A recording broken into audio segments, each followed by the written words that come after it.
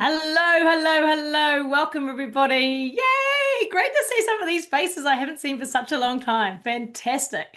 It's great to have you all here. And yes, Wild Riders, it's going to be a great session, and it's one of three. So, I love it. I can see all the people's faces coming in. Everyone's turned their cameras on. That's brilliant. Right. So, welcome. We'll just check if there's anyone that needs muting too. Just manage to mute yourself if you need to. Brilliant. There we go. And welcome, welcome. So, welcome to the Rise, Health Rise and Reset and Rise. Now, as we head towards the end of this year, we can get to the stage where we are feeling that things have been, just getting by the by. We've not perhaps noticed a few of the things that we should be working on, and our health can kind of catch up with us a wee bit. Our health can catch up with us, and I want us to be in that stage where actually we're heading towards the end of the year. We're making sure we thrive in 2025, and we're going to end this year on a high note. And so that's what these 3 days are about.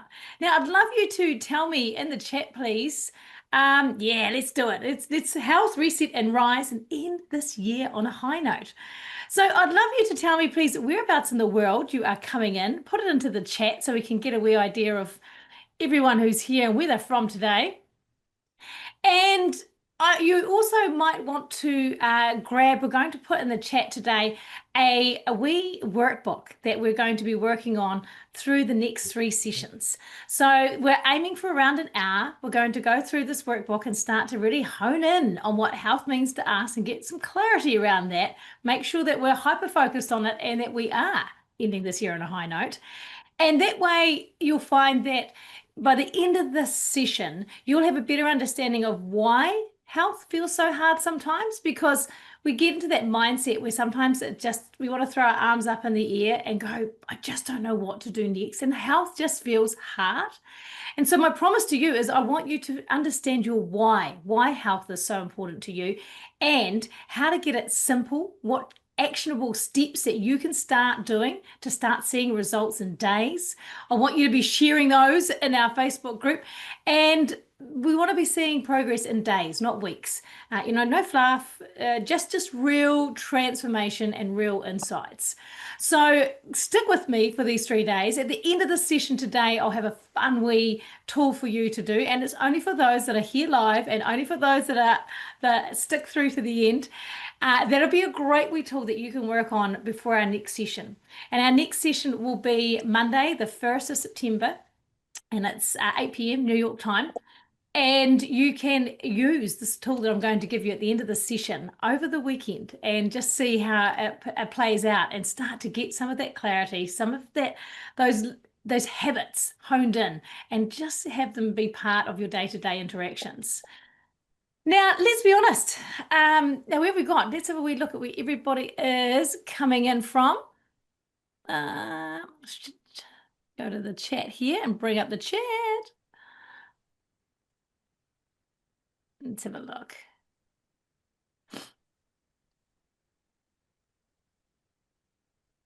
That's okay. You've got a holiday on Labor Day. Good on you. That's fantastic. You can catch the replay. Awesome. Washington, Canada, Oregon, Hawaii, New York, California. Yes, Cherie, just was there. And Salima, we were there. I met you in California. That was so great. So much fun. Nice to have you on the call today. Austin, Texas, upstate New York. Yay, Brian. Australia, Sue. New York. Yay, David. Awesome. Well done. Well done. Great to have everyone tuning in from so many different pockets around the world. Isn't this fantastic? So as I was saying, let's be honest. Sometimes health just can feel quite overwhelming. It can feel like we are constantly doing this uphill battle, and it's feeling like we're just not getting anywhere. I was exactly in this space. I remember going back to work and trying to get on top. Oh, thank you, Ray. You can take the slide off for a bit now. I was getting back into work, and I felt exactly like this. I felt stuck on the health merry-go-round. I felt like I was just doing the same old thing again and again and again, and I wasn't getting in ahead. What was happening is I'd been invited back to do a few days at work, and they said, come back and do 2 days. And so 2 days relief I could do. what happened then was, what could you do to the end of the week? Could you do to the end of the month? Before I knew it, I was back full time, juggling work, juggling kids, and I'm sitting at my computer typing these report comments, and I'm up, and it's like the middle of the night. I'd started after the kids had gone to bed at 7:30. I was rushing out there, getting this done. And here it is, it's 2 in the morning, and I'm staring at a blank screen, and I'm trying to write these report comments, and I'm just feeling so overwhelmed because I'm trying to do report comments like I used to do before I was a mum, when I had a lot of extra time. And I'm trying to, during the day, be the best mum I can be to my kids, the best wife I can be to my husband. And I'm juggling so many balls in the air. And the ball that I went and dropped was health. It just felt like it was one ball too many. And so here I am compromising my health, sitting at the computer. It's 3 in the morning. And honestly, I have fallen asleep so many times at the computer trying to stay awake. I'm eating cashew nuts, and I even fell asleep with my hands on the keyboard and all these squiggly letters going all over the report comments. I look up, and at 3 a.m. in the morning, I've only done like about 16 comments, and I've got 32 to go, and I'm not even there, and I'm just feeling so overwhelmed. I finally get the reports comments done. I compromise sleep, which is not a winner. And I'm sitting there the next night with my husband, just in a state. I'm just with my head in my hands, feeling overwhelmed, just saying to him, "Oh, I just don't know where to start." I'm literally throwing my hands up in the air, going, "I don't know what to do when it comes to health. I really am stuck." I feel like I was just trying to do all the things, and it's like that merry-go-round where you just keep going around, or that wee hamster in a cage, and you're just running the same old system, and you're just not getting anywhere. And so as I'm sitting on the couch, I've got my hands on my head, and I'm just saying to him, "Oh, I just feel so useless. I just feel like I'm not making any progress when it comes to health." And I'd done this course where we'd gone through 13 different areas of your life. And some of you may have done it. It's like the Life Book. Who's hands up? Anyone who's done the Life Book course? It's brilliant. It's brilliant. It can be awesome, but it can also be a pain in the butt. I can tell you, hey, here's 13 areas of your life that you're not winning at. And that's how I felt. I sat down, and I just felt like, I don't feel like I'm winning in so many different areas. And I'm just in a mess, and I'm just saying to my husband, "Oh, I just feel so useless. Why can't I get on top of all this?" And he gets his hand, he rubs a small on my back, and he just says, "Look, Mick, let's just keep it simple." And I tell you, those words were gold, because this is the thing. I was trying to do so much. I was trying to do so many different things. And as soon as he said, "Let's keep it simple," he said, "Look, why don't we start with health?" And that's what we did. We just started with health. We just went, right, let's just do one thing and then see how it trickles into so many different areas of our life. And once we did that, and we started on going down the health road, and many of you have been on this journey where you've gone down the health road. Once we started that, we were off. It was about learning the right things to eat, the right things to drink, the small things that we could do every day just to self-regulate and get out of that state of overwhelm and those big panics of cortisol that we don't need in our day-to-day life. And once I got to that, then I felt like, hey, I'm actually getting on top of this health thing. And as soon as you start to see that, and you start to get your head above water, or you start to get into the car, and you can see the direction that you're heading in, because you've gone in and you've set your GPS. You're not just driving around aimlessly hoping you might get to the destination of health. Once I felt like I was heading in that right direction and I knew where I was going, then it was easy. And then health just became one of those things that is just, keeping it simple, keeping it fun, keeping it easy. And it becomes something that's light. It doesn't become something we have to, that we should, that we must. It becomes something that we get to do, and we can. And it's easy, and it's fun, and it's just part of who we are. So if you're feeling that you're in that state of, overwhelmed about health, or just lost as to where to start, you're on that chaotic merry-go-round and you're just desperate to get off that ride, then we're going to be looking at creating some new routines and getting us a bit motivated, and what to do when things like craving hits, or when our energy just absolutely plummets, or when time runs out and we've got some event and we're like, yeah, I want to feel nice and I just don't feel good about this event that's coming up. We feel like time has just vanished. Or maybe you're just feeling frustrated or exhausted or just wondering, why is this so damn hard? So let's dismantle that, because the truth of it all is it's definitely not your fault. We are in a world where health feels hard because health is sold to us as something that's super confusing. And there's so many different things. There's a right way to do the movements, and you think, cool, I know, we just have to move more. And then there's umpteen different ways to do that. I just have to eat the right stuff. And there's umpteen different things that we could eat. Things are made to be confusing because that's how the world wants it. The food industry, they want it to be confusing. The diet industry, they want it to be confusing. They don't want you to have clarity, because when you don't have clarity, that's when you're going to grasp at so many different straws until you find the system that works for you. Until you get into the car, get into the driver's seat, and head in the right direction where you need to go. Because we've been sold this lie that it's willpower. That's the problem. It's our own willpower, that we are not dealing with our health well because we're not putting the right effort in. What the problem is that you've jumped into the car and you haven't been given a map. You haven't been given the road map to go, where are we heading? And so you've got that little voice. And who's had that little voice in their head going, oh, you're not disciplined enough. Oh, you're not doing enough. Yeah, we've all had that voice. Oh, we'll start on Monday. Oh, you're useless. You've just done it again. Oh, you've wrecked the day now. Oh, we might as well just flag it. I might as well just have that last thing and eat that now. So we want to silence that voice, and we want to give you the roadmap. And that's what these 3 days are about. So we want to feel like you are heading into your journey of health, feeling like you know what's it about. Now, the thing that can get us stuck is, when we're heading on our journey, is a flat tire. So we might have a look at 4 flat tires that might come up when we are on our journey. And thank you, Ray. You can share some of those. So 4 things that may come up on our journey are the flat tire of consistency. Now, I want you to think about each of these flat tires and start to think, which one actually sings to me? Which one is the one that I'm like, yep, I definitely feel that. I definitely feel that that's something that comes up for me a lot. And it might be that as your consistency tire starts to deflate, that you start feeling that you're not strong, that you have to start again, that it feels like you're just always back at damn square one once again. And the consistency might be something that is tripping you up when it comes to getting to your health destination. The second flat tire is time. Okay. And that's when the tires just starts, slowly losing air. It's just leaking. And it's like you just don't have enough time. You want to do all the good things. You want to get on top of your health, but time becomes the go-to excuse.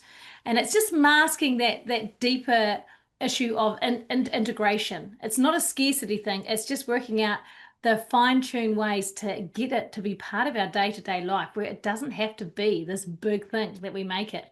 And because we know health is so important, we feel like we've got to give it the quality time. We've got to do all these things. And if we think about it, and I know we've got some great runners and people in our group, we don't train for a marathon the night before. We do it consistently over time. And it's the wee bits of, going for a run, going for a walk, getting that fitness in, moving those muscles, doing it small and often. That's what will get us there in the long run. So when we get that second flat tire of time, it's just noticing that it does become a go-to excuse, but really it's just about the right way and the right tools to integrate it. And we will talk about that in our roadmap. The third flat tire is cravings and emotional eating. Now, yeah, who's dealt with this one? Who can understand the old yes?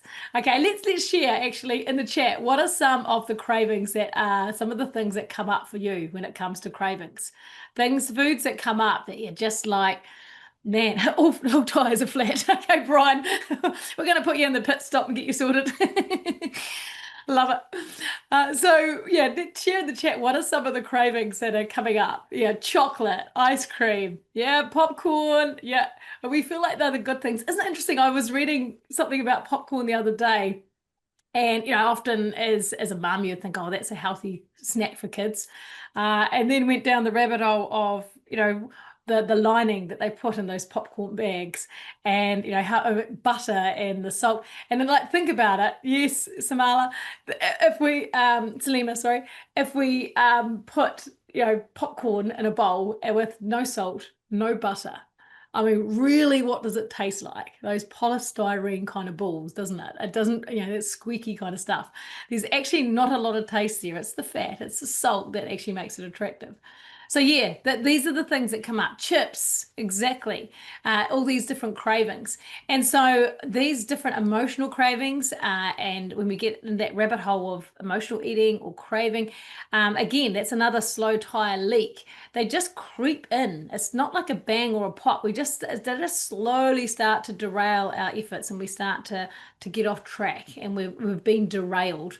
And those emotions and those habits lead to the emotions that don't really serve us. I mean, every emotion has a purpose, but those emotions are the guilt and the frustration and the regret.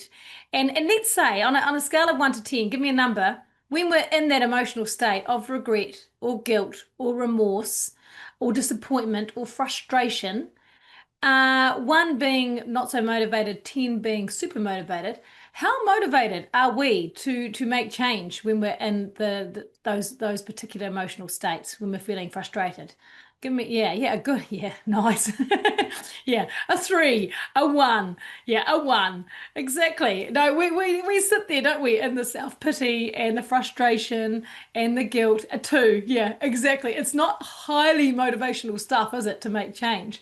And so with our emotional eating, we need to work out ways of lifting those emotions and getting into those highest emotional states where we are generating action.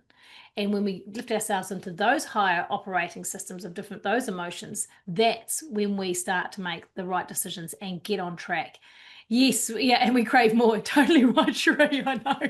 It's just perpetual, isn't it? Okay, so yeah, that flat tire number 3, we want to be looking out for that, and we'll be talking about that over the next few days. And then flat tire number 4 is energy. Okay, so it's that again, it's just the tire that's just perpetually low. It's the one that just makes us feel exhausted. It makes us feel like we're trying to do these changes and these habits, and it's just this monumental effort to get there. It just seems like something that's going to take so much effort to finally get there. And so in your workbook, and I'll just share the wee workbook if we could please share the workbook in the chat there, Ray. Just the first part. And you can go through this tonight. It would be a great time to do it, or maybe yes, you might want to have a wee look as we go. But I want you to start looking at some of these different tires and have a wee look and decide between consistency, time, craving and emotional eating, and energy, which tire feels the flattest for you right now. So if you can share in the chat the tire that feels like the one that's the most most flat right now. Yeah, tire number 3, energy. Yeah, number 4, energy again. Yep. Consistency, interesting. Consistency, emotional eating. Consistency, yeah, this is a consistency coming up. 3, yeah, cravings, emotional eating. Interesting, yeah, very interesting, isn't it? And it's about working out what seems to be one of the things that are going to derail us, that is going to take us in the wrong direction. If we can figure out what tire it is, then we can start to auto-correct and actually get ourselves back on track and not be derailed. So I think that's one of the key things to work on, is feeling like that. So in your wee workbook, Ray, is it possible? I think you've been very busy behind the scenes. Everybody, Ray is the man that keeps me sane. If you haven't met Gorgeous Ray, many of you have. Thank you. Yeah, thanks, Ray. Ray is, as I described, my ray of sunshine. He's working behind the scenes, keeping me sane. When I try to multitask and share all these different things at the same time, it doesn't go so well. So Ray just makes it look all magically so fantastic. So thank you very much, Ray. And we will share in the chat a wee link to that workbook, and you'll get the first part of the workbook. But the first question, and if we can do that now, that's grand. If not, we can do it when it comes up. So the key question though to ask yourself is what tire is going flat for you right now? And what we want to do is to start focusing on, no worries when you're ready, Ray, is focusing on, how to get that back and heading in the right direction of where we want to be heading. So and I don't want you to be judgmental about it. If a certain tire is coming up, it's okay. It's okay. We're not here to cast judgment or to again get into that rabbit hole of overwhelm and disappointment. We're here just to be getting that clarity and going, right, where are we heading next? Now, in the words of James Clear, has anyone read the book Atomic Habits? Anyone read that fantastic book? If you haven't, yeah, if you haven't, put that on your must-read list. Yay, exactly. And he talks about consistency and that, like as we were talking about the flat tire of consistency, that's the one we're going to patch. We're going to look at how that, and often what a sabotage is that perceived lack of time. And it's not about finding more time. It's about actually creating those wee micro moments that build unshakable habits. And that's what James Clear talks about. He says it's not about the intensity, it's about the identity. So it's not about the intensity and going, right, I've got to do this thing and do that and do that and make it hard and make it an effort. It's about actually the identity. It's about becoming a person that just, grabs their water bottle and that's what they do. When they come to the office, they've got their water bottle with them. When they get in the car, they grab their keys, their phone, and their water bottle. It just health just becomes part of your identity. And this is when you're consistently taking these wee small actions, they reinforce the identity. I'm someone who's healthy. I'm someone who always has water on hand. I'm someone who wakes up and I do my breathing. I'm someone who, when I feel triggered or overwhelmed, I can self-regulate really quickly in about 5 seconds and just do my diaphragmatic breathing. These are the things that help us. And this is it. Thank you, Ray. Yes, it's the power of a micro win. Because when we notice those wee wins and we notice, hey, these are the things that I'm going, wow, man, I've been good about my water all this week. I've been great. Man, I've been good at doing my breathing in the morning and at night. Or whenever, brushing your teeth, you sandwich that micro win, that wee small habit with something else that you're doing already. And it becomes something that you can celebrate and go, wicked, I've been so good at cleaning my teeth and doing my 5x5 breathing. It's something that I just do so naturally now. And so when we have those micro wins, success breeds success. We start to see those wins and we start to see that it's becoming part of who we are. And then when we celebrate those, what we reward, we repeat. When we celebrate it, our brain gets a hit of dopamine and it's like, man, I don't know what you did, but do it again. That felt great. And so we get this hit of dopamine. And guess what? It's the same dopamine that you might get when you had, say, a block of chocolate or a special chocolate bar or something like that. You get a hit of dopamine and it activates your reward systems. Well, you can do that by reinforcing the power of those wee micro wins. And when we celebrate them, we end up repeating them. So you need to celebrate those wins and notice those things. And again, that's something that we're going to be shining a light on in a few activities that you'll do in that little bonus resource I'm going to give you at the end of the session. That's something I want you to focus on over this weekend, looking for those micro wins. And before you know it, they will be things that just integrate into who you are, how you show up. And you're just someone who does that. And people start to know you for that. Like my auntie, she dropped off after the farmer's market last year. I get to my door and on my wee rainbow mat at my door, there's this kohlrabi. And I'm like, oh, and I know that, someone might get a bunch of flowers, someone might get a block of chocolate as a thank you. I get a kohlrabi. And it's like, oh, she knows me. She went to the farmer's market and got one. I didn't get there today. I'm so excited. So, someone starts to go, oh, their identity is about health. This is something that they will appreciate. This is their love language. And it just becomes, part of you. Or my family, over the years, with our Christmas meal has changed and people rock up with different dishes going, oh, here's a wild fit salad for you, Mick. And they know that, these are the things that I'll enjoy. And, oh, this is a nice spring salad. Or, they start talking the language that I talk around health. And that's what we want to do. We want to start noticing those wee wins and start dismantling, those different tires that stop us heading the way we want to head. So that's one of the key things I want us to think about is what tires coming up, what course of action we're going to take, what little micro wins are we having as we go. Now, I know many of you might be thinking, okay, Michelle, I've tried this. My willpower always fails. I don't have the time. Is that time tire coming up again? And we've been taught to rely on our willpower. We've been taught to see that as a finite resource, that we instigate our willpower and then suddenly our willpower runs out. Instead, I want you to start thinking about how we can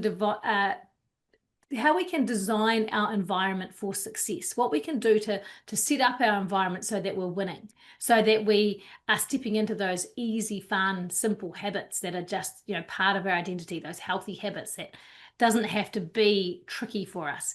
And that way we'll design our environment for success. We'll find those wee invisible pockets of time where you can just plug in a few wee micro habits and it doesn't seem to be a big deal. And for those of you worried about the financial side of it or money and things like that, remember there's lots of fun things in health that are free, water, making sure that, it's much cheaper than wine. It's much cheaper than beer. Sleep. These are things that when we access and we make the most of this, sleep is just hidden gold. If we get to sleep so many hours before 12 o'clock and we get that deep quality healing sleep when we're cleaning out, flushing out our toxins in our body, but also clearing the brain barrier as well.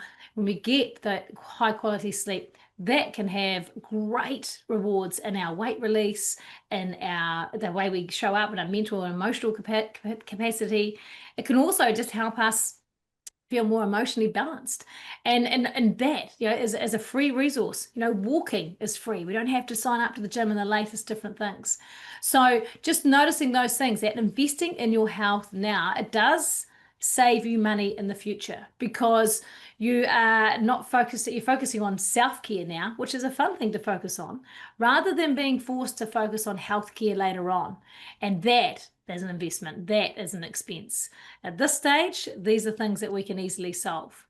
So in your workbook, and thank you so much, Ray, for sharing that in the chat. In your workbook, if you click on that wee link in the chat there is on page 4, there's a thing that you can, and I'll see if I can bring up my wee workbook here. So we've identified the roadblocks. We want to, on page 4, page 3, I think it is, we want to identify some of the possibilities and start thinking about, where is our desired destination? Because as I said, we've looked at some of the different roadblocks that come up. It's about the intensity, not the it's not about the intensity, it's about the identity, all those things. I lack discipline. We've looked at all those consistency things. We've looked at the time poor, that, I haven't got the time to focus on my health. But hey, who did our challenge just recently in the Level Up membership group? How many minutes was I asking you to invest in your health each day? Share in the chat. How many minutes was that? To work on your health every day, and we did it consistently for 30 days. And it was 1 minute. Exactly, Brian. The video was 1 minute and I struggled. Can you imagine me trying to just talk to 1 minute? So yeah, the video was 1 minute. And the max was 5 minutes. The max was 5 minutes. That's all we had to do, was focus for 5 minutes. Now, if you've not got 1 minute to watch a video or 5 minutes to invest in health, then we're going to have a serious conversation. So that's it. When we start looking at the tiny habits and stacking them up, it can take as little as 5 minutes. And then realizing, as I said, all those other things, that there's things we can access that are free. So on the page where it says reflection, your starting point and desired destination, I want you to look at those 2 particular questions. There's one that says here, where you are right now, with your where are you now with your health and your time management? So I want you to have a think about that. Where are you right now as far as your health and how you're managing your time to focus on your self-care? Now, be honest and be specific. And it might be, I could get up 5 minutes earlier and do some stretching. Okay, or it might be I could set aside a wee bit of time on Sunday to help with some meal planning because I find that otherwise I'm chasing my tail all week. Start to notice, where are you right now with your health and the time management? Where is time sneaking in and being either a roadblock or something that you could start to manipulate a wee bit to make some changes? And then the second question is 3 to 4 months from now, what does effortless health look and feel like to you? I want you to paint a vivid picture. Now, I want it to be like a snapshot. I've taken my camera and I've got my camera and I'm just going to take that photo. And I want it to be a picture of you in your best health. What does it look like? Where are you? What are you doing? Are you doing a certain activity that you haven't done for a while? Are you with certain people? Are you in a certain environment? Are you in a certain place? So that honestly, it just looks like here's a snapshot of me in my best health, and this is what it looks like.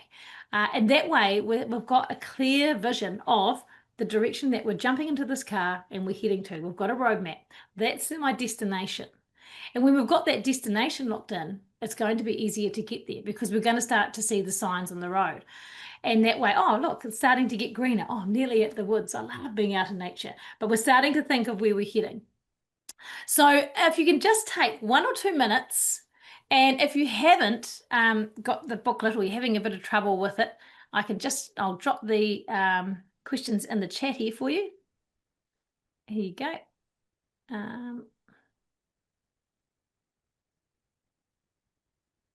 There's the 2 questions there. Where are you right now with your health, time, and time management? And then the second question is 3 to 4 months from now, what does effortless health look like? So just take a wee moment there and jot those down. I'll give you about 1 to 2 minutes. And you can just bullet point and you can come back to this again later because I really do want you to have the vision part locked in.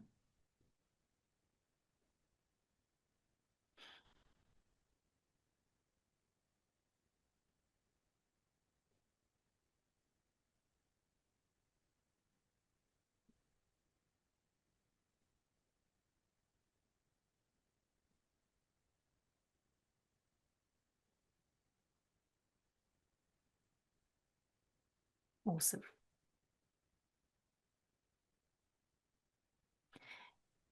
And when you have figured out some of the things that are getting in your road as far as time management, when you have started to create that vision of what effortless health looks like, feel free to cut and paste it and share it in the chat.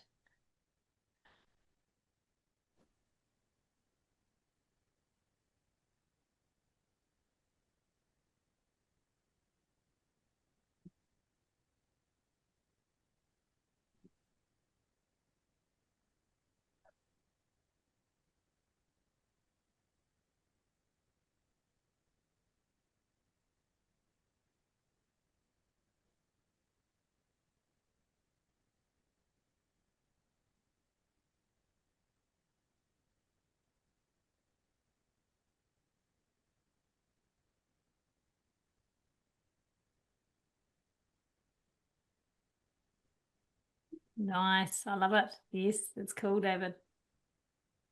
Yeah, get out walking at lunchtimes. I know, and it's a simple thing. It's interesting. We can be sitting at our desk all day. I have a client who I've been working with one-on-one, and she's been doing some walking meetings. And now it's just so much of her identity that people say, oh, can we walk and talk?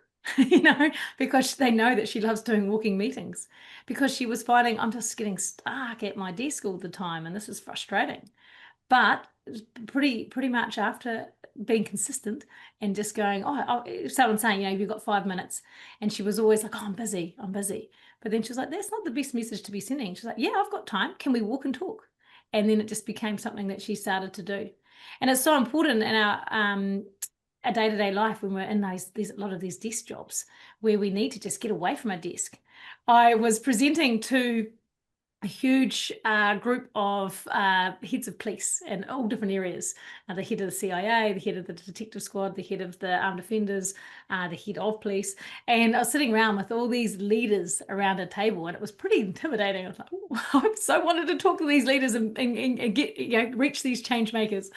And so I was super excited to be sharing with them some different systems that they could be working on. But they were realizing that when they started to break down their habits and what they were doing as leaders, they weren't leading by example. They weren't doing the simple things. And it was getting away from the computer at lunchtime to eat their lunch. Going and sitting with other colleagues and having some conversations, or getting outside. And some squads were better than others.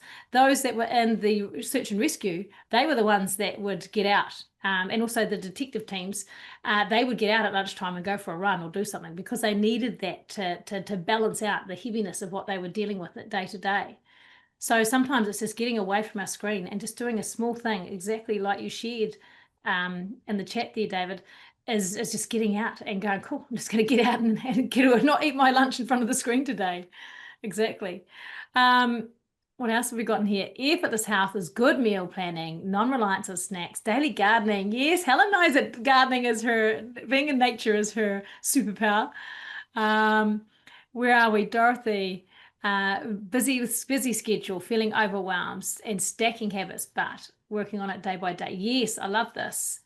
Paint a vivid picture, sleeping regularly for 7 hours. I like this. You're someone who, I can see it like a movie. I can see you waking up after a 7-hour sleep. You're getting in the hydration.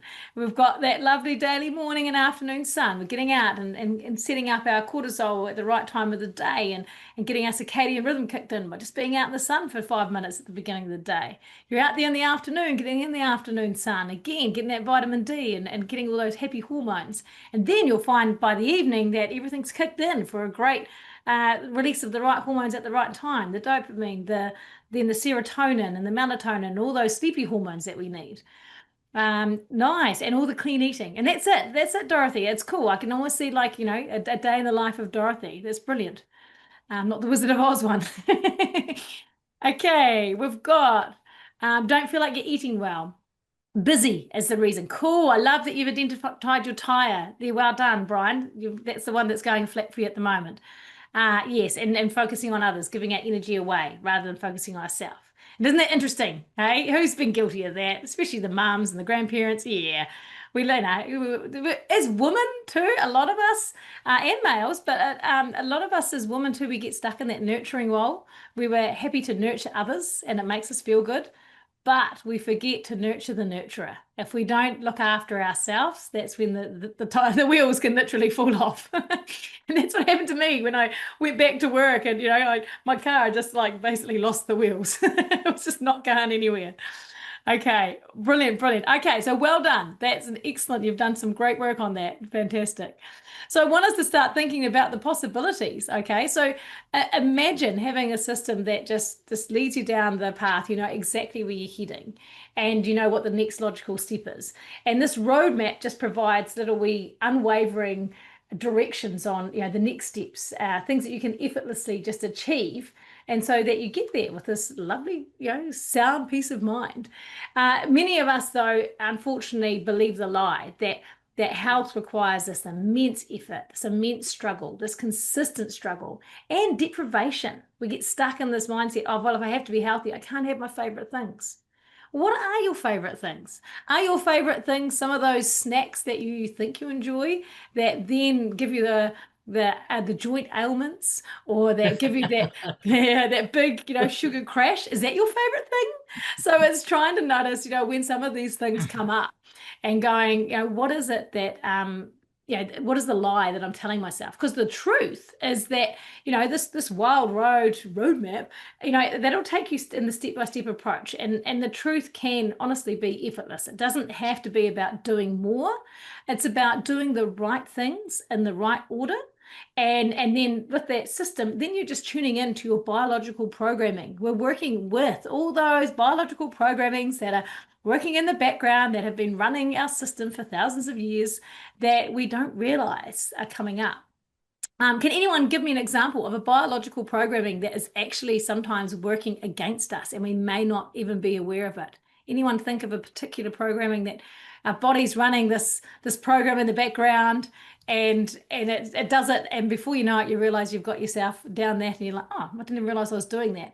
But it was something that back in the day was in our design so that it would set us up to keep us safe, to keep us, in survival mode, to keep us running. But with the convenience that we have in our modern day lifestyle, sometimes these ones can work against us.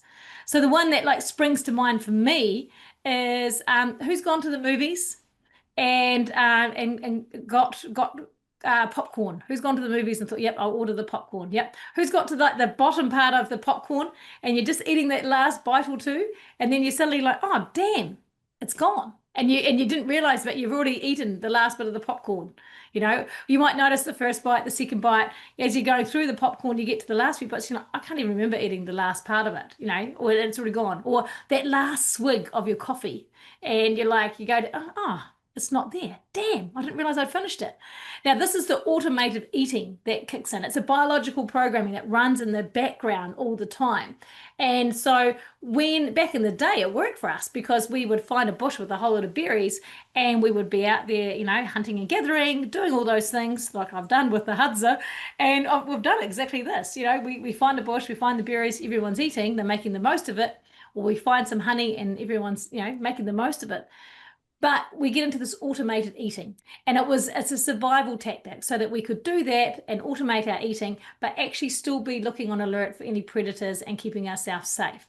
And so this automated eating is a part of our biological programming, but if we're not aware of it and aware of how sometimes it can, huckleberries were hiking. I like it, Ray. And Ray, oh, bless you. I love your photos that you put in. They're fantastic. Ray sends the most amazing hiking photos. It's awesome. So if we're not aware of those habits that are working against us, those programs that are running in the background, then sometimes they can get away on us. And if we are, and nuts is a classic example. Who's gone down the nut path? Yeah, the quick and easy, I'll grab some nuts for energy, yes. And we forget that back in the day, we had to go out and find where those nut trees were, recognize the leaf patterns, find those, have a map in our head, get to those particular trees at the right time of the year when they were, in an abundance of nuts. Then we had to gather them all. Then we had to carry and transport them all the way back. Then we had to crack open the nuts, and that required effort. And then we would eat the nuts. Now, how many steps are missing from going into the pantry door, grabbing the nuts, hand goes in, and we eat so many different energy of all those nuts that just required no effort on our behalf. And this is what's happening with our biological program. We've got the convenience to get to access to so many foods, but we're not realizing sometimes this biological programming is working in the background. So we want to start looking at getting things in the right order, the right things in the right order, and working with our biology, not against it. And we'll find like that's making it. So let's look at some of the cost of what happens if we don't get this fixed, because there is thank you, Ray. There's a lot of things that can happen if we don't realize what's working against us, and then we feel like we're not actually making the the action and the traction that we want. Exactly.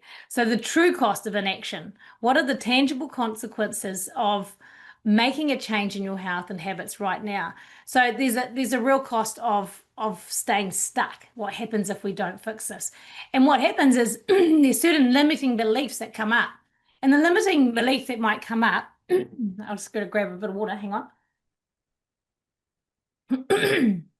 There we go. Is that we don't have the time management, or there might be certain beliefs about our health, that health is hard, or health is hard work, or those sort of things that stop us actually accessing the truth. There's sometimes it might just be small little empowering shifts that can shift our perspective, and it might be then we start to see that there's a belief that we can actually shift. Like, for example, I might have the belief or the thought that I don't know where to start.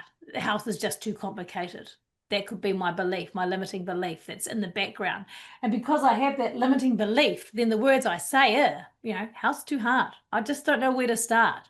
I'm useless when it comes to health. And I suddenly start programming myself to have certain beliefs and operating systems based on the stories that I'm telling myself. And these limiting beliefs start to then, have some merit, because it's how I start basing my actions, which is the next things that come from my words. And before you know it, those actions are repeated. They just become daily habits, which then become part of my character and send me off in the wrong direction that I don't want to be heading. And the direction where I'm not heading towards that beautiful picture we painted of us in our best health, but off somewhere else where I'm lost in the woods. I've been derailed, and I've been doing the actions that have taken me right off the actual path I wanted to head to. So the real cost, and this is what this roadmap is all about, is the risk is that we can stay on that merry-go-round. We can constantly start searching for solutions that just, don't quite fit. And you might find that you're wasting a lot of your time, a lot of your precious time, a lot of your energy, a lot of your money on things that just are ineffective, things that continually lead us to feel frustrated, that sense of overwhelm, instead of this effortless health that we desire. And so, what is the true cost of inaction? So, I'd like you to answer those two questions. What are the tangible consequences of not making a change in your health habits right now? What are the consequences? And I want you to consider these things. I want you to consider how does it affect your energy levels if you don't make health changes now? How does it affect your mood? How does it affect your relationship with your children, with your husband, with your wife? How does it affect your relationship with your co-workers, with your boss, with your colleagues, with your friends? How does it affect your productivity at work? How does that show up? And how does it affect your self-worth? Right down to our thoughts, our beliefs, what we think about ourselves, our self-esteem, our confidence. How does our health affect that? And that's one that we tend to overlook. And so I'll just take a minute and answer that question. What are the tangible consequences? And I want it to be, when I say tangible, I want you to describe it as if, again, you think I'm a voyeur, but I'm recording it, okay? Like I'm videoing your day. It's a wee mini film, the day in the life of Tane Ray, or the day in the life of Brian, or the day in the life of Ray or Sue. It's a day in the life, and we're just recording the tangible consequences of not making changes in your health. Is there an argument between you and your kids, or you and your husband? Is there, are you feeling tired or frustrated when your boss says, can you just do this one thing? Do you like, oh, I don't have time for that. Oh my gosh, I haven't got the energy for this. It's 3 PM. What does it look like? So if you could answer that as if I'm watching it as a movie, I can actually see those actions. So have a go at filling that out, and then when you've done that, you can feel free to share in the chat. Yeah, I'm with you, Rose. That self-talk, it can be, it's very interesting the way that this is the thing that we focus on a lot, is the food psychology. And when we start focusing in on that mental battle and the inner critic. Yes, Tammy. Yep. Yeah, menopause symptoms coming up, and trying to work out, what can I do? What are the foods that I can eat that will balance my hormones, that will bring those things back into balance again? My kid said to me, Mum, you're calmer when you eat healthier. Yeah, so it was a compliment, but man, it felt like a slap in the face. But it was true. It was the truth. That was the tangible consequence of not making changes, was I was feeling that time pressure and getting snappy. And come on, hurry up, let's get in the car. There's this urgency all the time. Love it, Sue. Yes. Yeah.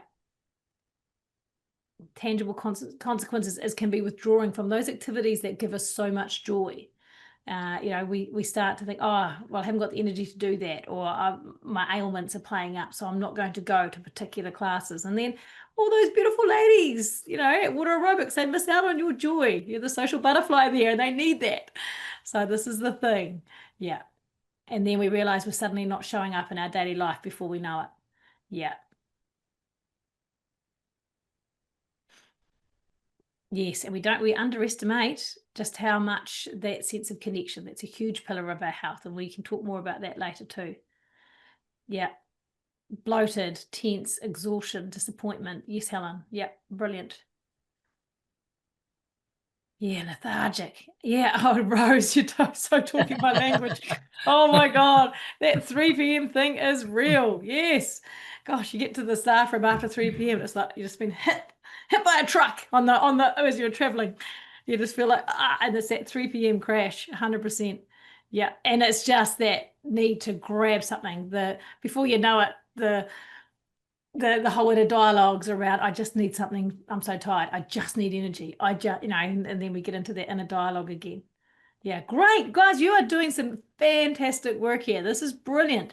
Yes, Adriana, it is. It's the painful knees, it's the joint pain returns, the weight comes back, and then these things all perpetuate, don't they? Then with the weight gain and the sore knee, we're less likely to move, and so it all starts to build up on top of each other.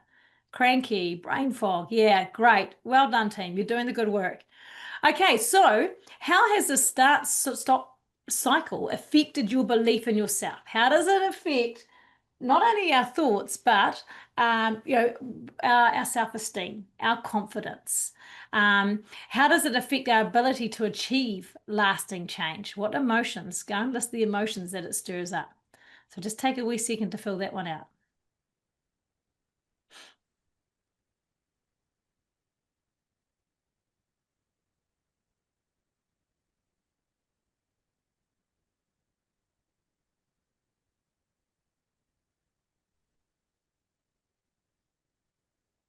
Yeah, isn't it funny, Sue? Exactly. Yeah, we're tempted to go, oh, well, and I've heard so many people say it, and I hear them say it at different stages and ages. They throw their hands up in the air and go, it's just part of getting older. Well, I'm 60. Oh, I'm 80. Oh, I'm 40. It's just part of being 40. And people are just accepting it as that's my new identity now. On this. So therefore I have to accept and have this less quality of life because of this, and this. And then we have, these wonderful examples of, 98-year-olds or 92-year-olds that ride on tandem bikes and then go out to the farmer's market. And you're like, man, I can choose how I want to age. I was with my family member, my uncle, the other day, and I was pulled around the corner and he was just getting off his motorbike. And he said to me, am I too old for this to carry on? He said, it's a beautiful sunny day and I'm on my motorbike and I'm going for a ride.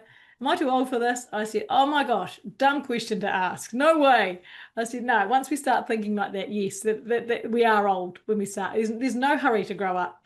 And the fact that, if you look at the people that age well, they are playful. They are playful. They are the people that keep that childlike, they keep up the laughs and the giggles. They connect those connections and those friendships. They're the people that are happy to, do something and try it and not be good at it, but you just have fun doing it, They're the people you want to be emulating and looking at. And I was like, no, if this keeps you young and happy, keep doing it. This is so true. Easy to keep procrastinating. I might as well start after a certain event or the weekend. Yes, that's that inner critic coming in. And it's actually, if we go and start and look at the neuroscience behind it all, it's actually our body, another biological programming working in the background, keeping us safe. It's our body going, we don't want to do that because I would rather do the hard stuff that you're doing now and have to do all this detoxing and you continue to eat that crap and I'll continue to do this busy work with my kidneys and liver because we know the system and I know how it works. But if you're going to try this new thing, no, I don't want to do the new thing. I would rather keep doing the old pattern and that's fine. So when we try and we, break the pattern, our body goes into alert, I don't think we should be doing this. And it sends out messages like, this might be too hard. Warning, we're doing something different. I don't know the pattern. I don't know if this is a good thing. And we start to box ourselves in and not get out of our comfort zone. But it is just a biological programming designed to keep us safe. Because if, back in the day when we were living in the tribe, we would, and people know this so too well. Rose has in the group here today, she's done that just so recently.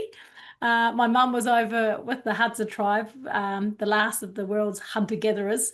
Mum was there just a few months ago, and Rose is just back as well a month or two ago. And you see it in action. You know, we're meant to be in those communities. We're meant to, you know, thrive as a village. We're meant to have all those wonderful connections, because when we have that, there's that security, there's that safety. We get fed, we're safe from predators, we've got, you know, shelter. And so all those basic needs are met. When we go out of the system and we try to do something that's a bit different, then the alert comes up, nah, tomorrow, we'll do it on Monday. And our body tries to protect us. And that's just us. Yeah, again, just recognizing that biological programming and going with it. Okay, so the next question I'd like you to ask is we are looking at what are some of the hidden things that are sabotaging us. What is, you know, we're learning today to look at some of the things that might be health, that might be time, it might be different things that derail us. And I want you to start looking at, you know, some of those old habits that this is where awareness meets action. Once we've got that clarity around, here's what's tripping me up here, here's what's derailing me, then that awareness can help us get back on track.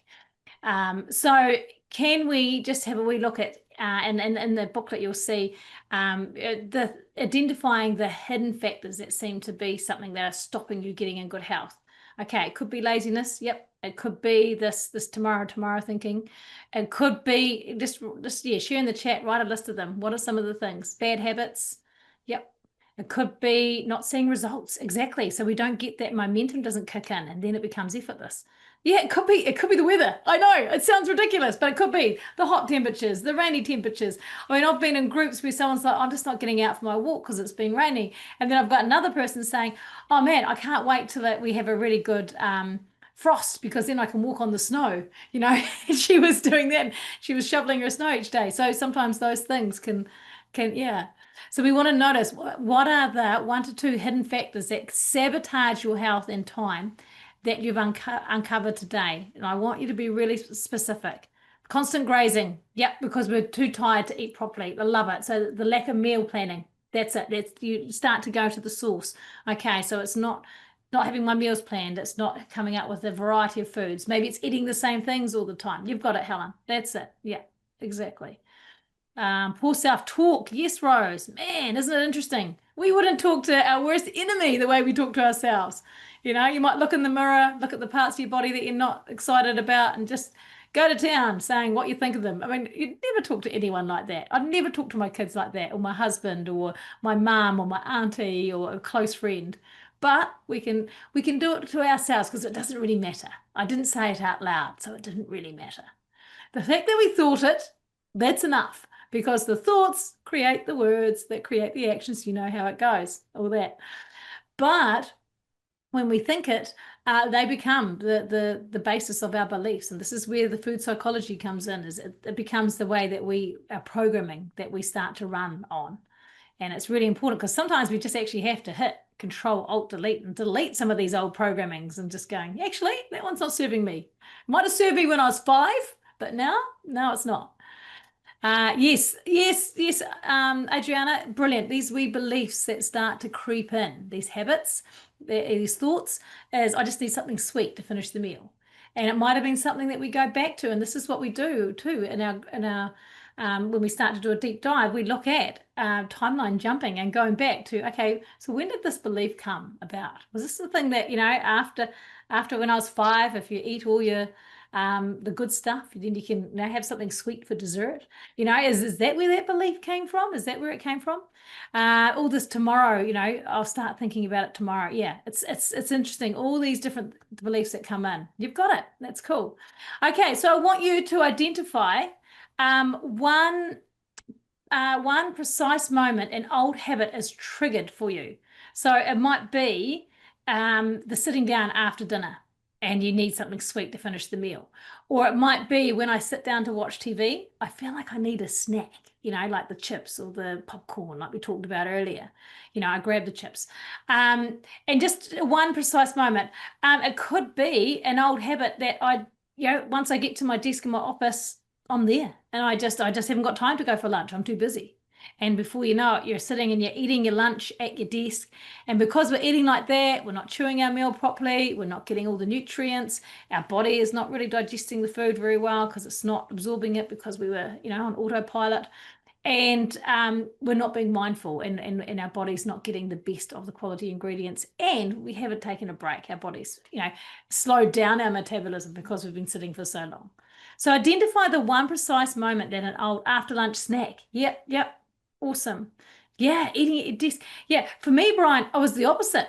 When as a mum, it was eating on the run all the time. That was my one precise moment. I recognized that a habit was definitely a trigger for me. I was doing everything from scratch for my kids, okay? And some of you grandparents might recognize this too, or parents, you're making all the food from scratch and you're doing all the best for everybody else. But then, oh, I'll be right, I'll just grab a muesli bar as I was going off to playgroup. I hadn't made lunch for myself, but I had, mashed up the kumara and the sweet potato with the carrots and mulied them all up and done all that for my child. But I was like, I'm an adult, I'll cope. I'll just grab a muesli bar, a sugary treat. It will keep me going for 10 minutes and then I'll have a sugar crash about half an hour down the road. So just noticing those sorts of things. And then the last question, how could you interrupt this trigger with a tiny, easy action? Okay, after dinner, I will immediately go for a 5-minute walk instead of sitting down. After our biggest meal of the day, if we can go for a walk, that actually sends a message to the body, okay, I've got all this fuel and now suddenly I'm having to use it. Whoa, let's get going, let's crank it up, let's get rid of this, and let's activate some of the, this nutrients in my body. As opposed to sending the alternative message of, oh, okay, so we don't need any energy, there's no energy exertion. Okay, well, let's just store it for tonight and we'll put that into storage mode while we're sleeping. So, little things like this can make a huge difference. And it's just noticing what's the hidden factors that are sabotaging and getting clarity on that, identifying the precise moment where an old habit is a trigger for you, and then interrupt that trigger, interrupt the pattern. Yeah. I love this, Dorothy. I'm a big fan of what you're doing. Yeah, here's a great way to interrupt a trigger is preloading. Now, people might think about preloading in Australia and New Zealand. We all know what preloading is. It's these teenagers that preload and drink a whole lot of alcohol before they go out. So it's much cheaper when they go out. Well, we can turn that into a good thing. We can preload the good, healthy food before we step out in social situations where we get all the good food in. And then when we're out and about, we're not going from that hunger. Who's gone shopping hungry? How does that work out? Yeah, cha-ching, cha-ching, 100%. Suddenly the bill's right up there. So, when we're hungry, we tend to compromise our health goals because anything will do. I'll grab that muesli bar. So, preloading with the healthy food, having a nice green drink before you go out, having a nice healthy snack so that when you're ordering your meal, you're not thinking, oh, I need to have that bread, I'm so hungry. You feel like you're getting in control and you're choosing the food that you want rather than sort of just taking it out of necessity. Bring extra snacks. Yes, Rose, we need to plan for that 3 p.m. crash. 100%. Yeah, that'll carry over dinner. I know, because man, I was getting after school between 3 and 5. I was pretty feral.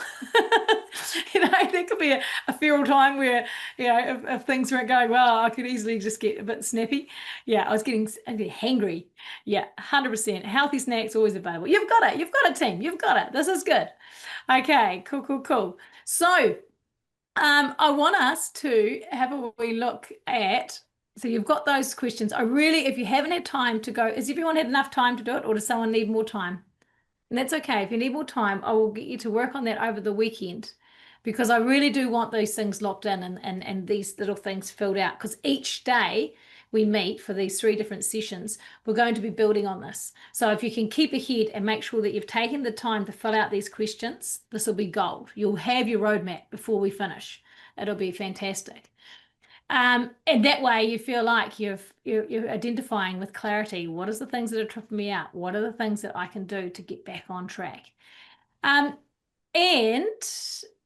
I'll bring up, actually, Ray, can I please ask if you could share a wee video? And this is the fun one. I just noticed someone sharing in the chat about the ice cream, that wee belief. There we go. It's the one with the yeah, that starts at, I think, at 2 minutes that we won. That would be fantastic because it's that after dinner mentality. I love it. So if you're a parent or your grandparent, I bet you can relate to this. Yeah, absolutely. And I think as parents, we've all been there. I mean, the interesting conversations we've had at the tea time table trying to get the healthy things. I remember saying to the kids, my one was, um, right, I do. I love him too, Ellie. And actually, do you know what? I actually booked tickets for my whole entire family to go and see him. And he was coming to New Zealand. I was like, oh my God, we have to go see Michael. And I booked tickets for everyone. And then I ended up going back to Africa. And so I missed it. And so I ended up, my whole family and all my close friends went, and I missed going to see him in live. But I mean, Africa was amazing, so I wouldn't put that as second. But yeah, he is fantastic, and it's so true. This trying to focus on the healthy things. I used to try and get my kids to try new foods, and I'd say, okay, so how old are you? You're 6. Okay, so 6 bites, of trying that new food, and that's it. Do all these different things. So yes, very, very interesting.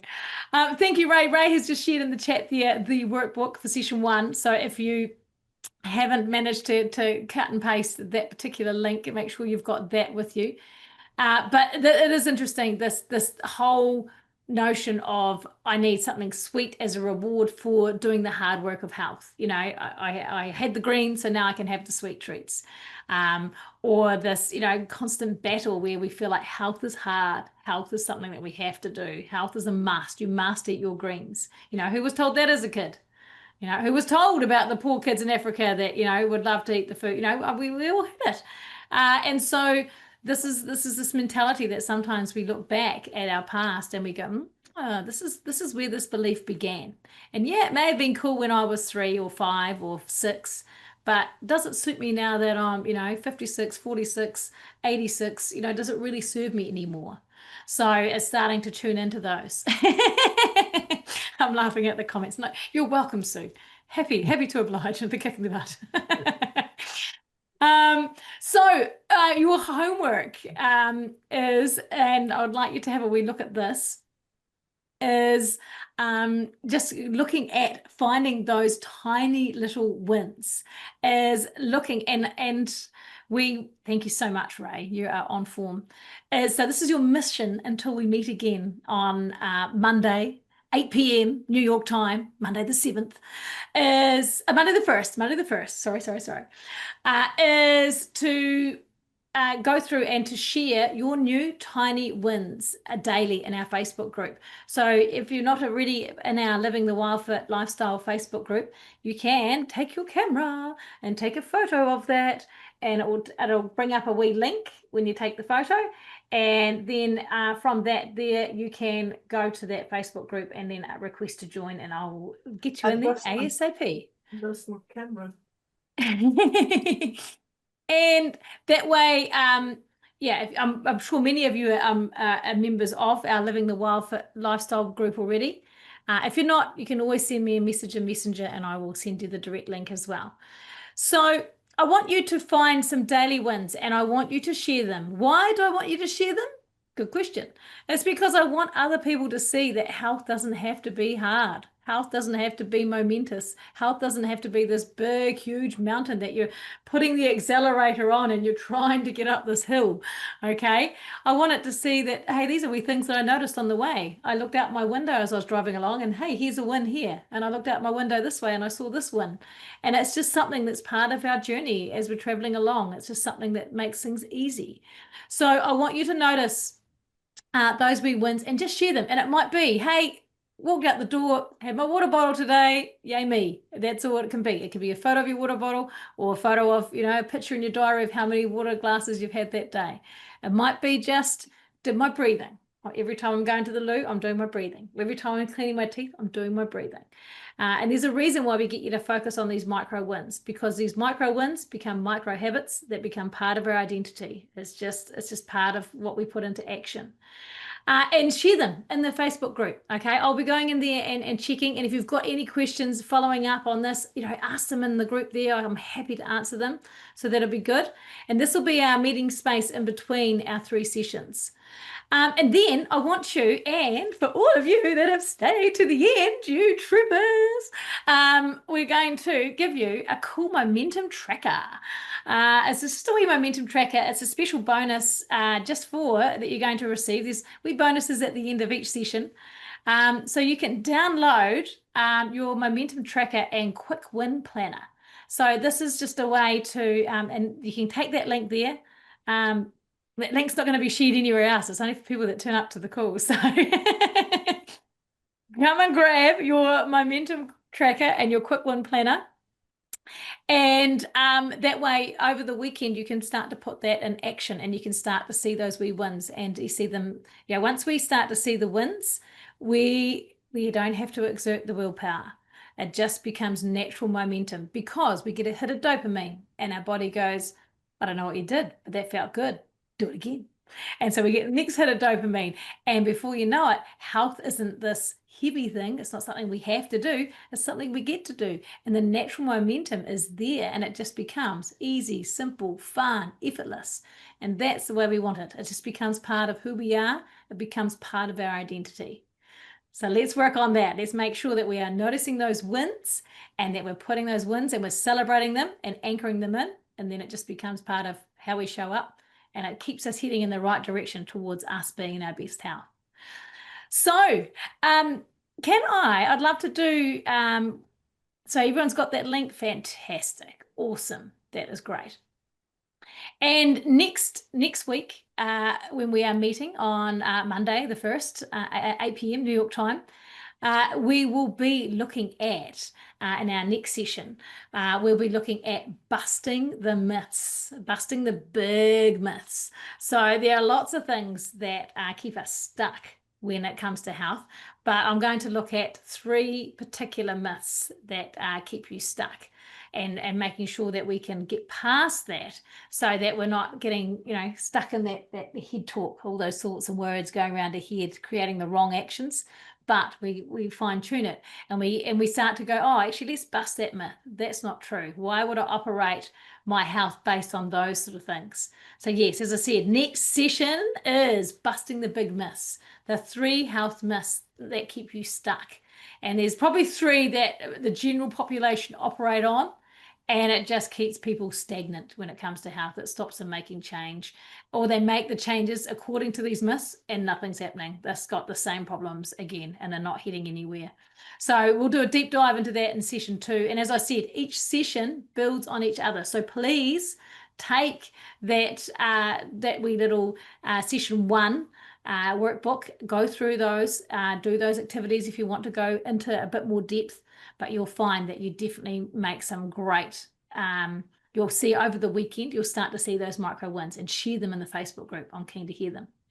So that takes us to the end of our session today, team. You have done so well to be doing a deep dive on all these different things. I love that we've, looked at, we've patched some of the tires. We've started to look at some of the leaky tires that we had running in our car and not getting us to where we wanted to. And I really, I love that you're starting to, look at those, different operating systems that we base our beliefs on. Things like I'll give you a wee sneak peek of next week. The eat less, move more. Lie that we've been given. So many of you have heard that advice that, oh, we just have to eat less and move more. And health's really simple. That's it. But it's not that simple, is it? We've heard that advice and it's failing. So many of us, it's not working. You cut the calories, you exercise harder, you feel deprived, you feel exhausted, you feel hungry, and then inevitably you just eat and you rebound and you eat the nearest thing that you've got.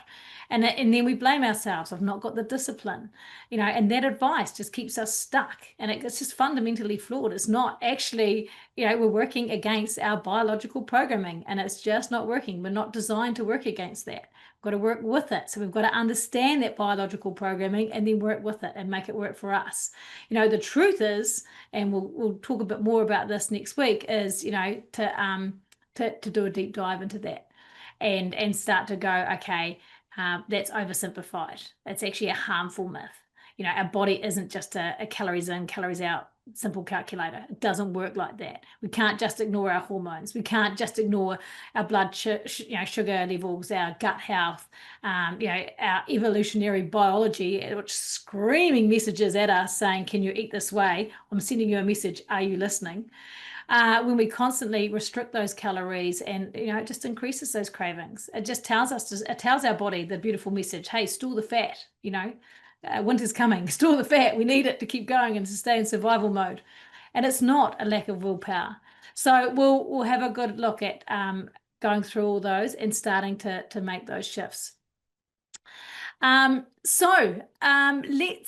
just open it up. The last few minutes here, I would love to open it up to any questions that people have in regards to what we've been talking about today, and where people are at. You feel free just to go down to reactions and hit on that reaction button there, and you can raise your hand. And if there's anyone that, oh yes, not a problem, Elizabeth. Thank you so much. Now, has anyone got any questions I'd like to ask? And I mean, we're all here. Go for it. Sherry, come on in. There we go. This is kind of a question, but kind of what's going on. I've completely gone off of WildFit for a while now and gained the weight back. Keep trying to start again. And unfortunately got on a huge sugar, really bad sugar. Yeah. Yeah, really bad cravings. So all of this falls into play for me right now because all of the bad talk, the embarrassed to go out, all those things that are happening, especially since I know what I could do before.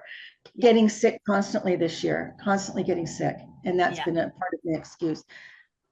So I'm hoping that somehow this is going to help me get back on track.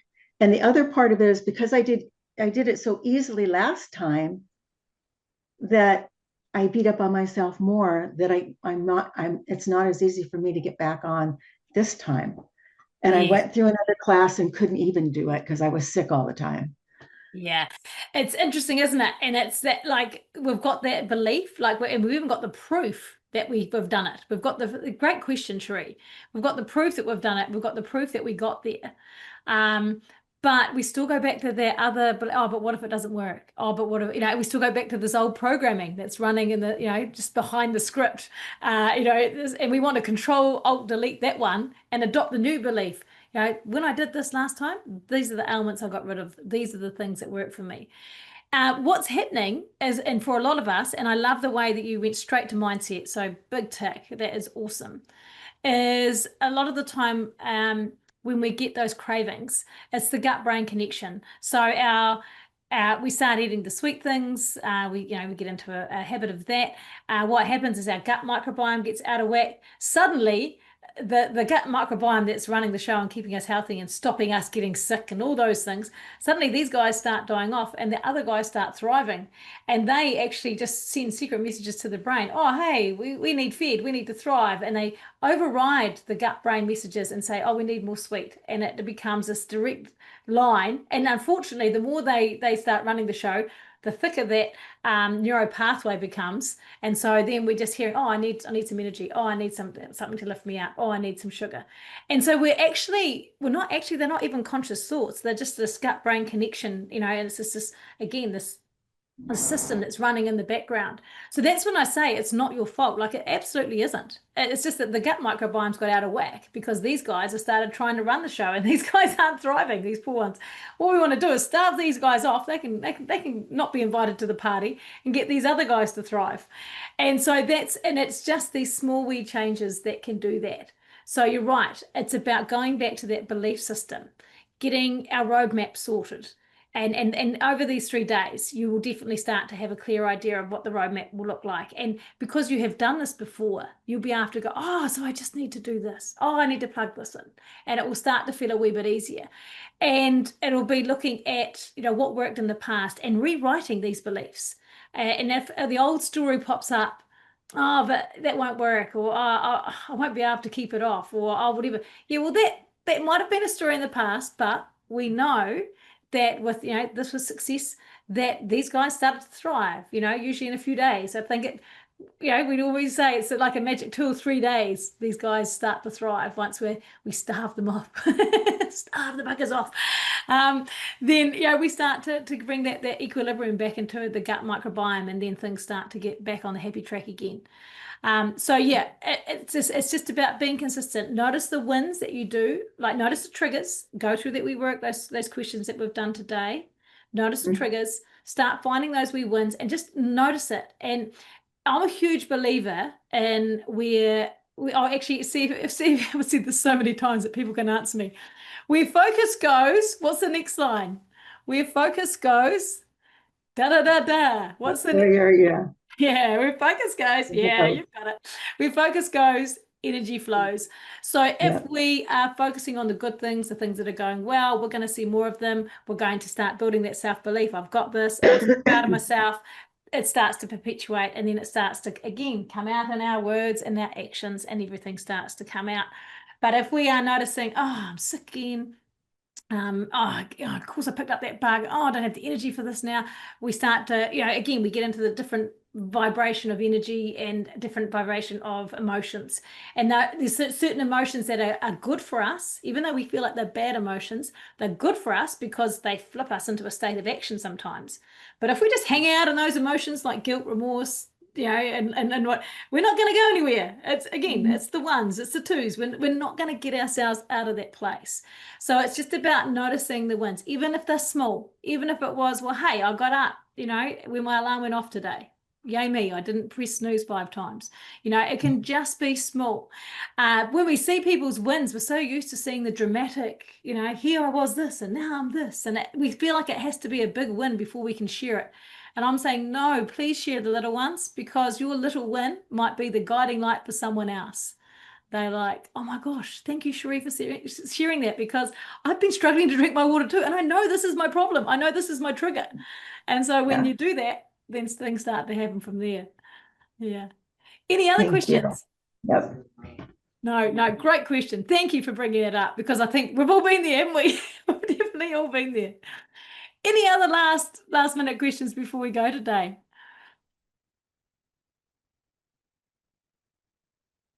Don't be shy. Don't be shy.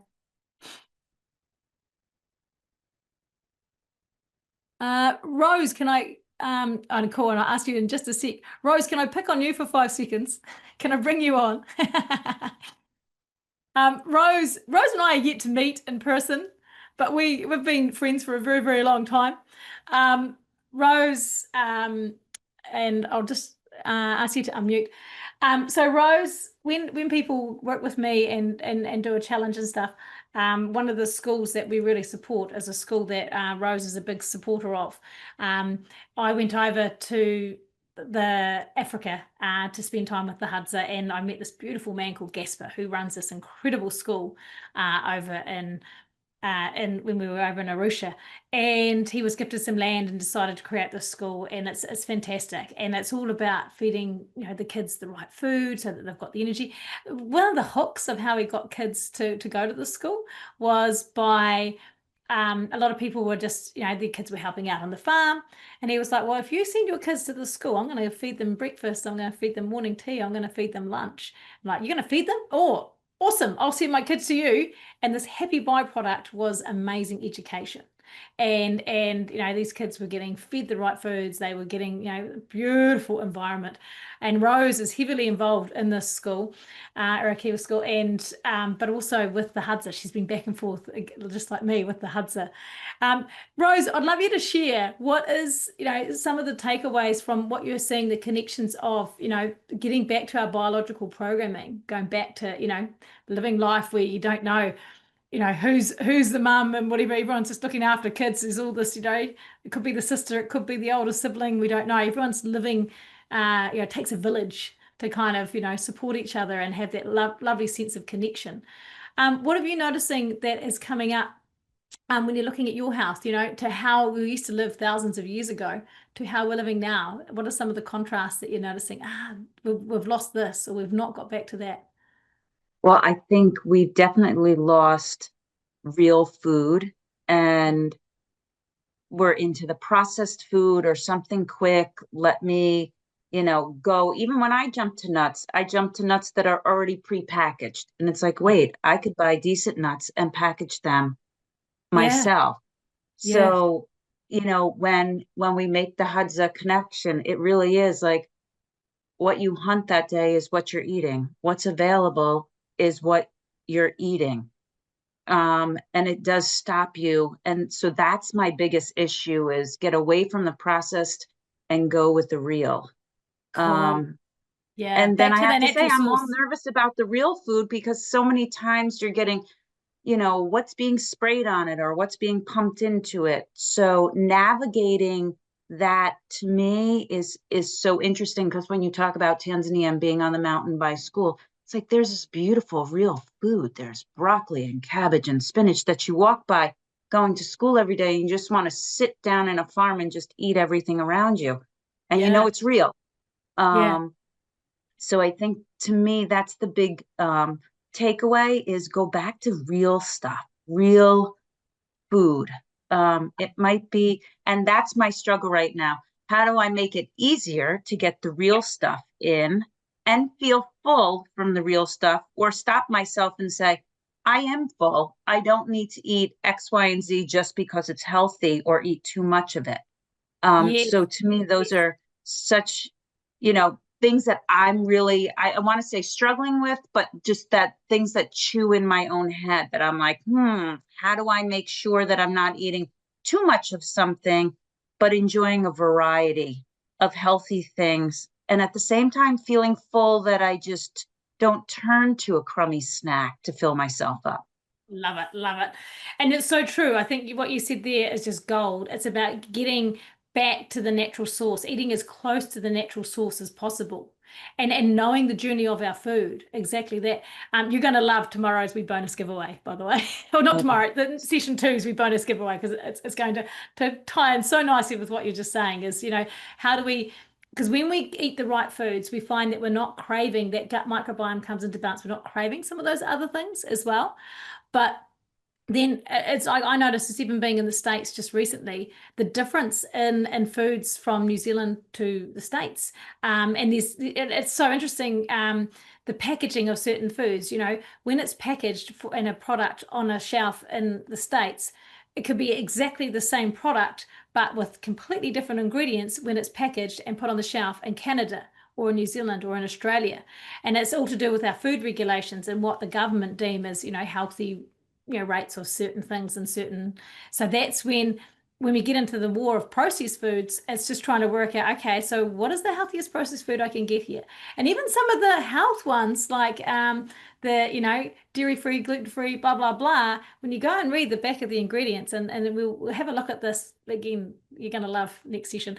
That's when we start to realize, oh my gosh, I've been sold a lie here.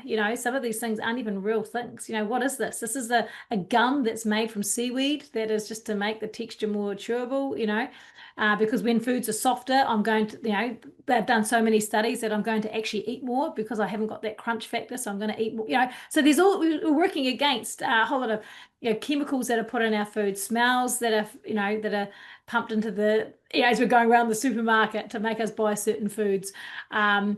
And even things that are added to our food to activate taste buds and things like that, and activate our brain receptors when we eat certain foods.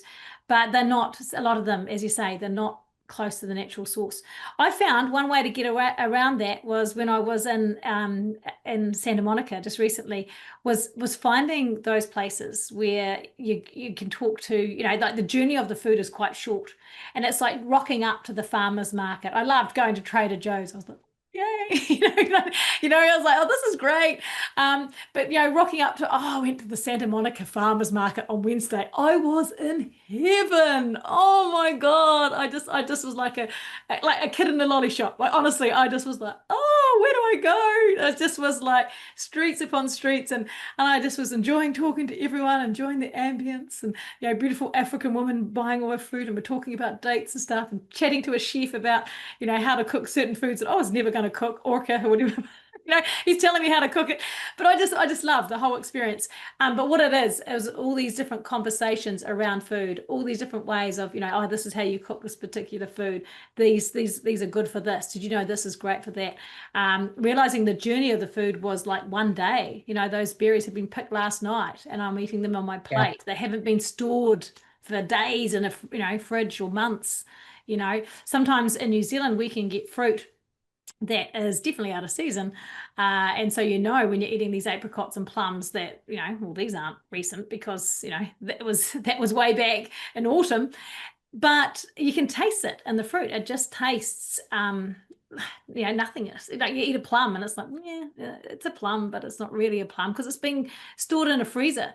I was eating these berries and, these blueberries and raspberries and blackberries. Strawberries were amazing. Like we were spazzing out over the strawberries. So yeah, I think it's about finding ways to get close to the natural source. And then it's about starting to get that awareness around ingredients. And it sounds like a faff. It's like, can I really be bothered reading all these different ingredients? But over time, it gets so much easier. It just becomes second nature. You start to then trust the brands. You go, that brand I like. I like the Ceres brand. I like the Chantel brand. I like the whatever. You start to know the brands that you sort of had that no trust factor with. I steer clear of that one because I know that they spray the heck out of that and it's just mass manufactured and there's going to be no nutritional value in that particular item. So that when you do kind of feel like you're compromising and having some of the quick and easy things that, aren't quite from scratch, you're making the right choices and choosing the right foods. So yeah, definitely, we'll definitely talk a bit more about that in session 2 so that you can do a deep dive on that because I know they make it confusing just so they win the food industry. Yeah, but we won't let the buggers grind us down. Okay, and Sue, did you want to come in and just as you don't know, go on. Share your win. There we go. I actually just wanted to ask if you are starting again, having fallen off, which is the best week to start? Would it be with 3? Yeah, that is a really good question. Or would you go back to basics and start with all the psychological stuff again first? Cool. Great question. Okay, so Sue's talking about the 14-week program that I run. And we'll talk more about that later. But yes, there's certain weeks of the program where we're focusing on different things. So for certain weeks, we're focusing on our food psychology and thinking about our thinking and thinking about our food, thinking about our inner critic and all those sorts of things and how that shows up in the way that we eat and choose to eat. So sometimes when you've done the program, we may not necessarily need to go back to those first 2 weeks because you might have been doing your own sort of explorations and experiments anyway. And so we are aware. But I think the key thing is, have we got clarity on what those things are? Are we just going, that was a default. I felt like this, so therefore I had that. Or did we listen into all those skills that we talk about, like the inner dialogue, the timeline, all those different things? Are we actually paying attention to those? Do we notice the effect that particular food showed up in our body? So if you've been doing a bit of that, I would jump into, and if we're talking the program that you've just done, I would jump into week 3. When you're taking a break from some of those things. We won't give too much away for those that haven't done it. But you know what I'm talking about. So yeah, I would jump into that week. But watching those videos from the first 2 weeks, that's really helpful. And I think whenever anyone gets derailed or they take a detour, the GPS just went, and they went off into the woods. That's okay. It's nothing to beat ourselves up about. It's just to go, cool, that's where I'm at right now. I've just got to reprogram the GPS. How many times does Siri take us around, go around the block, do it, reroute. And you're like, oh my God, I'm trying to get there, but there's this here. So we're just rerouting and that's okay. And we're just replugging in our GPS. And by getting clarity on this is what I look like when I'm in good health. This is some of the habits that I want to keep, making part of who I am. I'm going to keep showing up with my water bottle. I'm going to keep showing up and just take 5 minutes to just make myself something nice rather than a grab and go lunch. It's a sunny day. I don't want to waste a sunny day. I'm going to take 10 minutes and I'm going to get outside. You know, whatever it is, whatever those wee triggers and the habits that serve you well and get you I always say bring back the basics week and just bring back the basics, bring back the breathing, bring back the water, bring back all the good stuff. Don't worry so much about getting rid of different foods that have come in and whatever. Don't worry about eliminating the bad, as we'd say. Just bring back the good stuff. Get more of the good stuff in. Get in more of the breathing. Get in more of the water. Get in more of the, the good foods that that fuel you up. And it might be just jumping into getting some green smoothies or eating some more salads, and things like that. Making sure that we're getting the good balance of the good stuff in. And you'll find that, by having that focus, as we said, focus goes, energy flows, that will start to lead the way. But yeah, I think the key thing is, what am I doing that's helping me? I'm showing up for myself. And so big tick, that's your micro win right there and then. I'm showing up for me, and this is so important. What else am I doing? I'm connecting with people that, have the same value system as me. They all have health is right up there. If you haven't got health, man, life's a bit, life can come to a grinding halt. It's going to be a huge handbrake. So, we're focusing on health. That's great. And you're surrounding yourself with other people that are doing that. So it's just keep doing those kind of things and noticing those wee micro wins. And the more we focus on those, the more we start to get excited. And honestly, I remember my boss was asking me, why did you get into this health coaching thing? This is before I became a master coach, why did you do this? And the key thing was, like, I said to him, I just wanted a new addiction. There's so many different addictions that are out there. You can get addicted to sugar. You can get addicted to smoking, to alcohol, to all these quick things that give us a buzz and then we crash again. There's so many addictions out there.